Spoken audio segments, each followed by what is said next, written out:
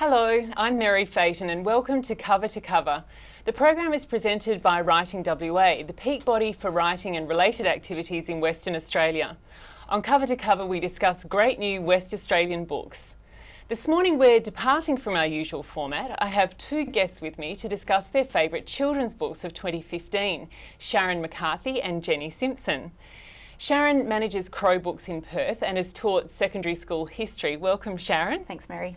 And Jenny is the CEO and Artistic Director of Awesome Arts, which presents the annual Awesome International Arts Festival for Bright Young Things.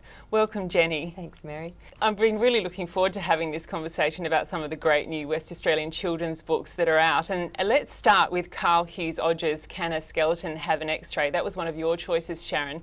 Why did you choose it? It's a beautiful book for starters. So the artwork is amazing. So anyone I think who sees it would pick it up to have a look. But it's just this beautiful journey through questions, and every page has a question, not an answer. There's questions that are quite concrete, questions that make you wonder, ponder, think about the world. And I think for children who are full of questions, that this is just a great one for them to have a look at. And Jenny, you love this book too, but partly because it doesn't necessarily mean that you need to read it from cover to cover. That's right. I think this book actually has great potential to expand and enhance the relationship between the adult and the child. As Sharon said, there are concrete questions, there are metaphorical questions, and I think it can open up lovely conversations and storytelling opportunities between a parent and a child, in addition to that very luscious artwork. It does read quite poetically though, if you do just read it from cover to cover, doesn't it? It does, and I think that it does have a beautiful cadence as you're going through, so it does have that lovely rhythm. And some of the questions, as we said, are very concrete, where you could come up with a very definite answer to it. And then other ones just make you really think. And my favourite, I have to say, how does sound taste? Yeah. Which I thought was just a wonderful question. And it really, it makes you think about something that you wouldn't normally think about, and you could actually have an enormous amount of fun with that question.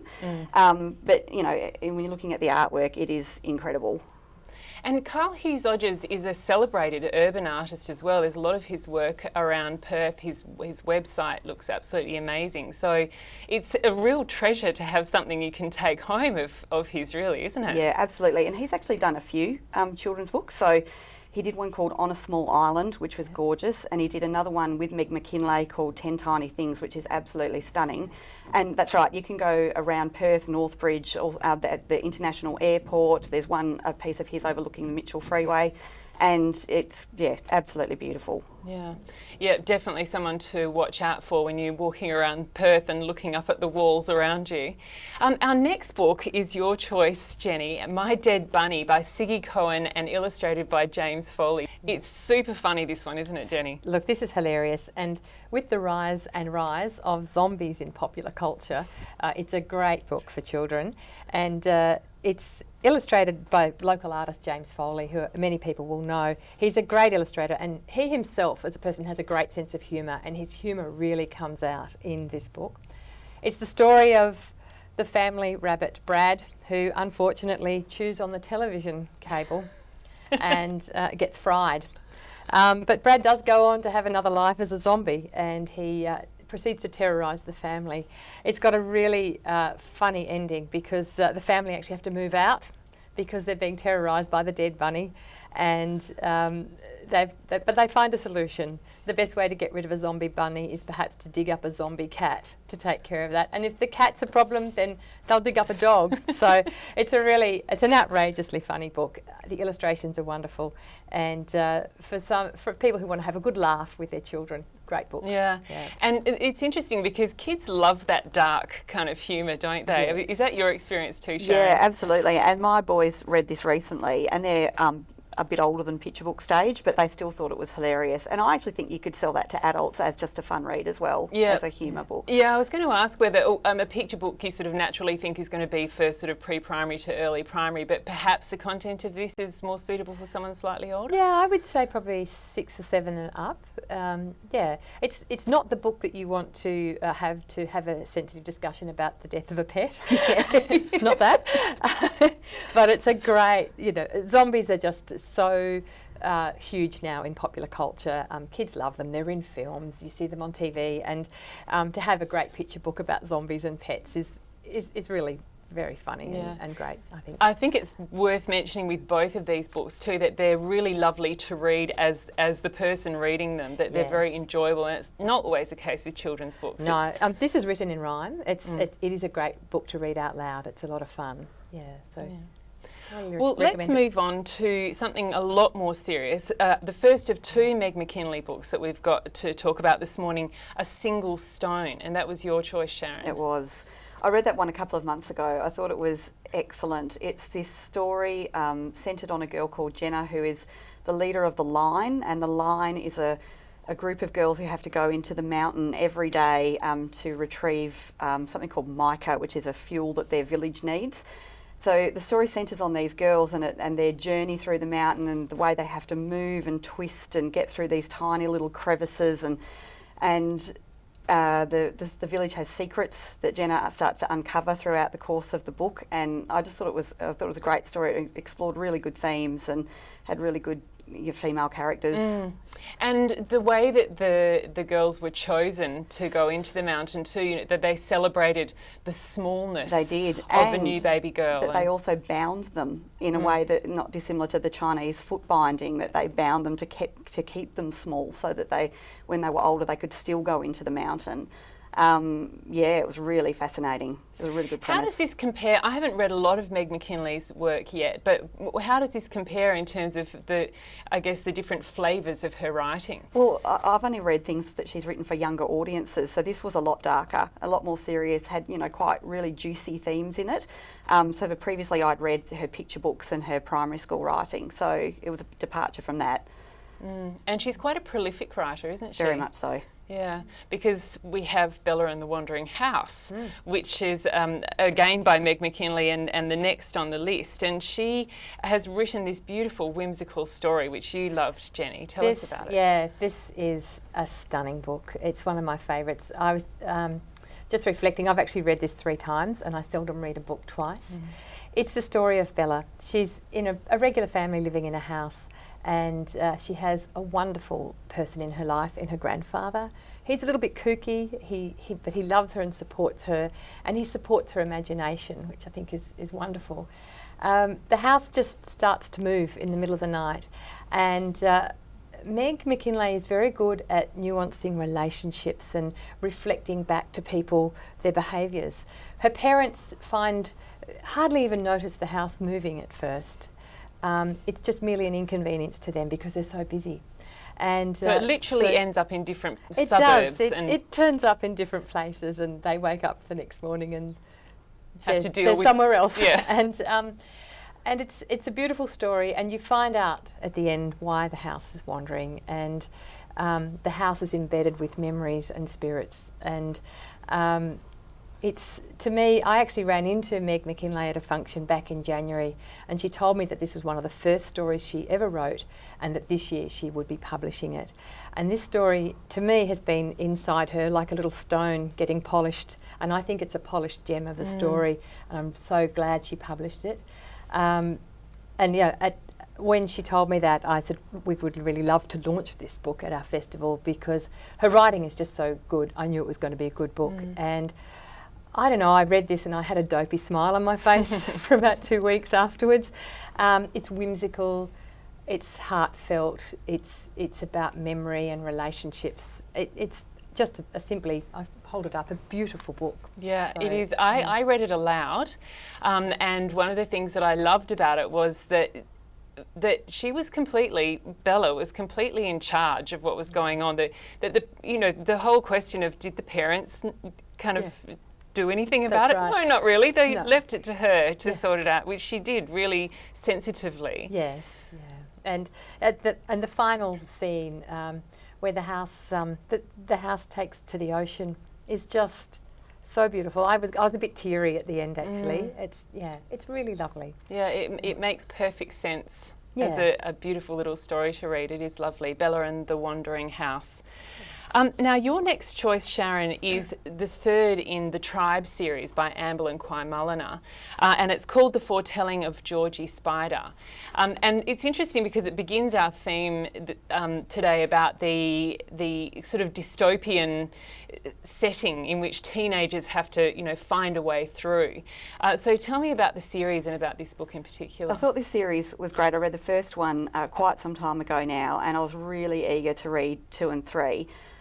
There's basically been an environmental catastrophe which has destroyed the world as we know it. They call it the Reckoning, and born out of that is this new society who are all about trying to maintain the balance with the environment and with each other, so that this great catastrophe doesn't happen again.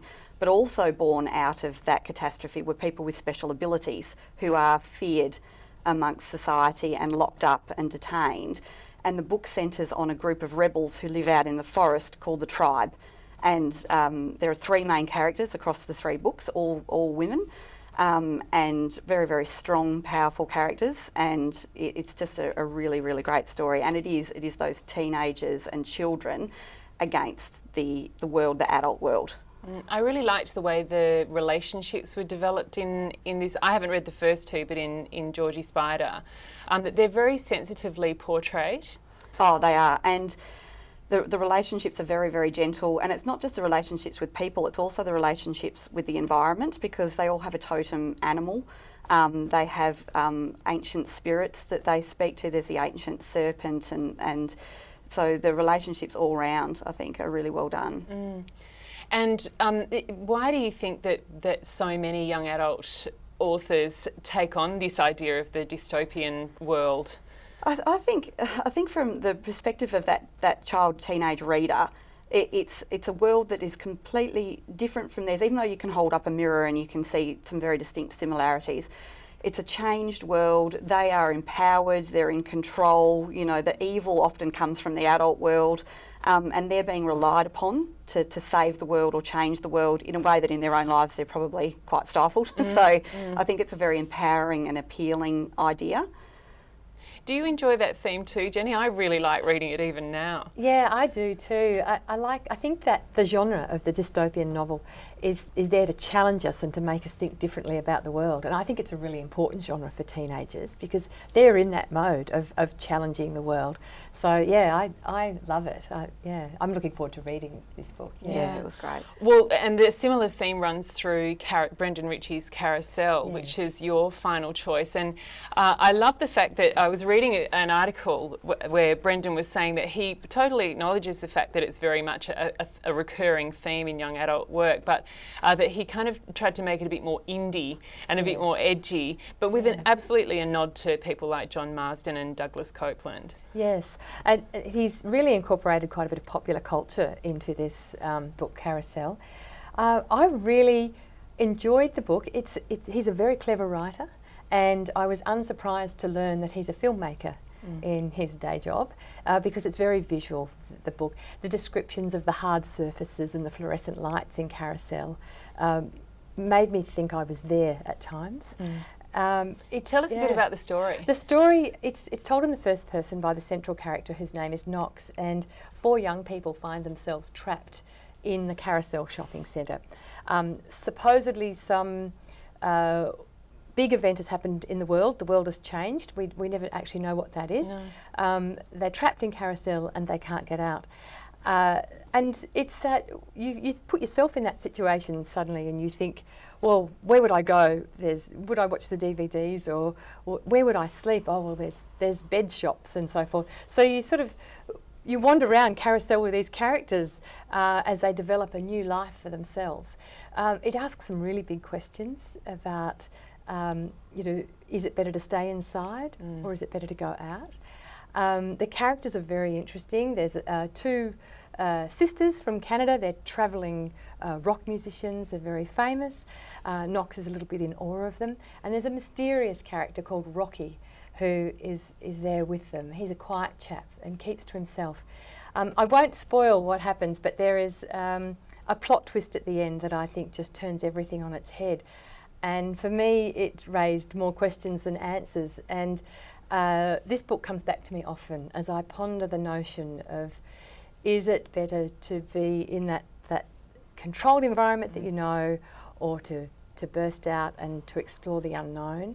And you know, what do we choose for ourselves? I think it's a great read. Yeah. It is a great read, and I was curious to know what you thought of the ending, because it is quite open. Yes, yeah, I love the ending. I'm a big fan of authors who let you join the dots for yourself. And it is a very open ending. I think it is open to interpretation. I loved it. I think I've got my own version of what I think happened. I've spoken to a couple of other people who have their own versions, and that's what I love. I mean, this author has created a conversation and created new ways of thinking about things, and I think that's really important. Yeah. I'd like to ask you both about your observations about West Australian children's authors particularly, and about what makes them unique, or, you know, who do you think you can see influence in, and that kind of thing. Jenny, do you... Look, I think we have a very strong cohort of children's authors in Western Australia. I think we have some of the best in Australia. Certainly, Meg McKinlay has just taken out a national award. And I think there is a sense of place in a lot of the work. Certainly in Meg's work, I felt a very strong sense of Western Australia just in the way that she describes the environment. What do you think? No, I agree, and I think that came through in the Tribe series as well, is that the descriptions of the environment and the wildlife and the trees, there was a really strong sense of place, if not WA, certainly Australia. And I think that people would really be able to identify with that. So I think it is quite distinct, and I think that there would be that lovely sense of place when they're reading it. They know those settings and they understand them, and they can get a really great feel for them straight away. It is, because I've been reading West Australian books all year, that's one of the things I've really enjoyed most, is the sense of knowing the place in which the story is set. But do you find many people, for example, coming in to find books that are based in Western Australia? For children's books, probably not as much. I think certainly for adult books we do. But it's a kind of a new thing to me. I only started reading Western Australian authors, I think, in the last sort of 5 years that I've been working at the store, and beyond that I hadn't really sorted out. So it's been actually a really nice journey to have that sense of place in books, which I hadn't really experienced prior to that. Yeah, because so much of the literature we study, especially in our early years, is set in Europe, even, not even set in Australia. So that whole kind of being able to make that connection, or to know a place, or to recognise somewhere as Fremantle, even if it's, you know, slightly kind of blurred, is actually really lovely. Yeah, it is. Yeah, and I first experienced that when I read Tag Hungerford's work. I just felt that you know, his stories from Suburban Road, I think it was, I felt like I was in South Perth, and ever since I read that, I have actually had a hunger for West Australian literature, because I love that sense of place. We have a different landscape here, the light is different, the trees are different. It's just, we live in a unique part of the world, and I think for anybody has visited WA or lives here, when they read this work, it resonates in a really special way. And I'm really happy to see also that it feels to me like that whole West Australian cultural cringe around what, you know, where we're from and what we're delivering is dissipating. We're sort of turning to face the world, not even the East Coast, but the world. So. I think there's always a sense of in your own state, you don't necessarily realise what you've got, the gems you have. And I certainly read a lot of children's books, nationally and internationally, and I think the West Australian authors stack up beautifully against the rest of the world. I'm not sure that we realise that all the time, but I think I know that to be true. And are those opportunities, I guess is the final question, are those opportunities for recognition readily available for West Australian authors, or does it take a bit more grunt work to actually take your work to a global audience? Look, I think we're a long way from anywhere, and that is the problem, that those authors aren't being regularly seen in national and international circles. But with the rise of the internet and, we live in a global economy, I think there are lots of opportunities for West Australian authors. What do you think, Sharon? I agree. I think with the access to the internet, access to social media, I think the audience is broadening all the time for everyone. So yeah, I think opportunities are increasing. Yeah, social media actually kind of negates your location completely, doesn't it? Absolutely. You can be from anywhere when you're on social media. And I should point out that each of these authors has their own website, so they're easily searchable if anyone wants to know more. So let's have a bit of a recap on these amazing books that we've talked about today. First of all, Can a Skeleton Have an X-Ray by Carl Hughes Odgers. Who would you recommend this book for, Sharon? I'd recommend it to anyone. I mean, it's great for children. I think it's great for parents. I think it's great for lovers of art because it's just so incredibly stunning and it's a beautiful collection of his work. So I don't think there's anyone that wouldn't enjoy this book. It's almost like a coffee table book, yeah, isn't it? It's glorious. Yeah. What about My Dead Bunny? Look, My Dead Bunny's a great laugh for anybody, and I'd put it at maybe 6 or 7 up, just because it is about the death of a pet, so you probably don't want to scare the younger children. Anybody who loves zombies, go and grab it. A stocking filler for anyone who loves zombies. Have a chat to Santa. It'd be great. Yeah. And what about A Single Stone, Meg McKinley's book? Look, I think, I know on the author's website she said 10 and up, and certainly there's nothing in there that's not appropriate for that age, but I think if you were a little bit older, that 11 and 12, you probably get more out of it. I just think understanding the concepts that are in there and the world that living in and what's going on with these girls and the secrets that are being revealed. And boy or girl, the main character is a girl, but I think that boys would really enjoy it as well. And I think adults would, I really enjoyed it. I thought it was great. Yeah, I'm interested when you say that about the female protagonist, because that's also the case in the Tribe series as well.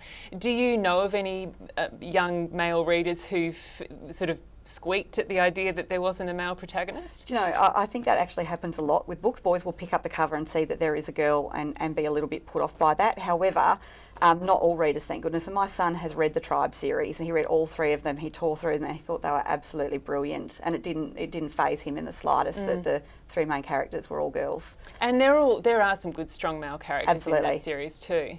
Yeah. What about Bella and the Wandering House? Look, it's a book for anybody really. I enjoyed it as an adult, but I think it's a great book to read to children. So if your children aren't quite old enough to read, it would work well to read to children. Otherwise, I would say 7 and up. Just stunning. Another one for a great holiday read for kids. I found that it had just enough pictures in it so that it was still a sitting on the knee kind of read, Yes. rather than a go and sit in bed and I'll read to you. There are no pictures. Don't don't sit in this chair with me.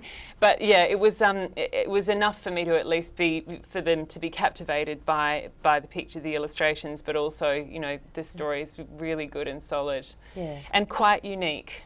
Really unique story. Like I said, I think it's a gem. It really is.